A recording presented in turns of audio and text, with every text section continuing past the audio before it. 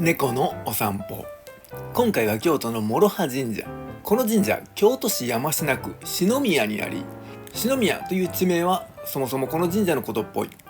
山科郷の中での第四の宮ということなんでしょうね。歴史は清和天皇治世の貞観4年、西暦862年に社殿が造営されたとされていますが、詳細は不明。神社の元の名前は両方の両の字にあたる諸に羽の葉で諸葉大明神と呼ばれていましたが、諸々の諸の字の諸葉神社に改名されています。社殿は応仁の乱1467年から1477年の間に焼失してしまい、応仁の乱後に再建された社殿も明和元年1764年に火災に遭っているようで、この際に古い記録の大半が消失してしまったようです。で、明和2年1765年に復興されましたが、天明年間1781年から1789年の間にも燃えているようで、ちょっと燃えすぎ。現在の社殿は細部様式から19世紀中頃に作られたと見られています。ご祭神は雨の小屋根の命と雨の太玉の命。雨の小屋根の命は天照大神が天の岩戸に引きこもった際に祝詞を奏上して天照大神を岩戸から誘い出し、雨の太玉の命とともに鏡を差し出して天照大神の注意を引きつけたコンビで、天孫降臨の際にはニニギの命に付き従って高間ヶ原から高千穂の峰へと天下った五友能のうちの2柱。ニニギの命の左右に付き従いサポートする重要ポスト。いざという時に頼りになる両翼で、ワンピースでいうゾロとサンジみたいな感じじゃないかと思います。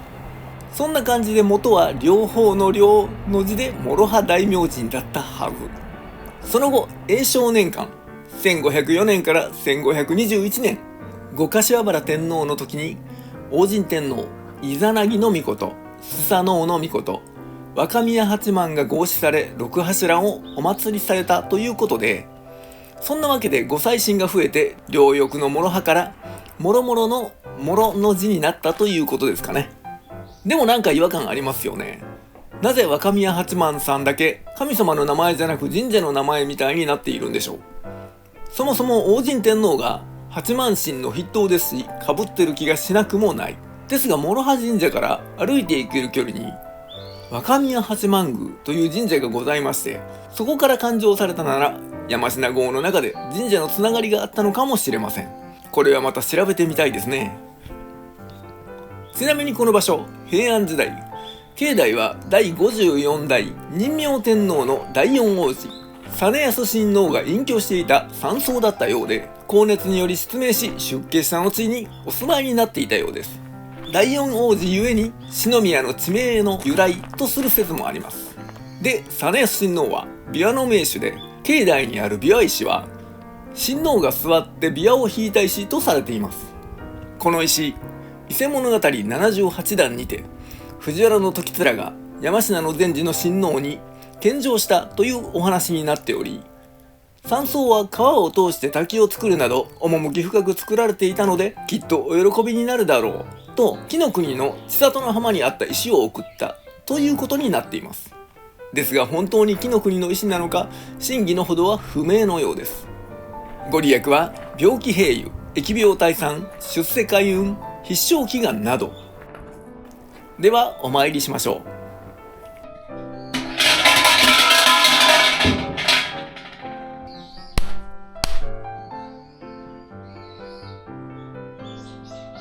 う。で、御朱印を授かりたいところですが、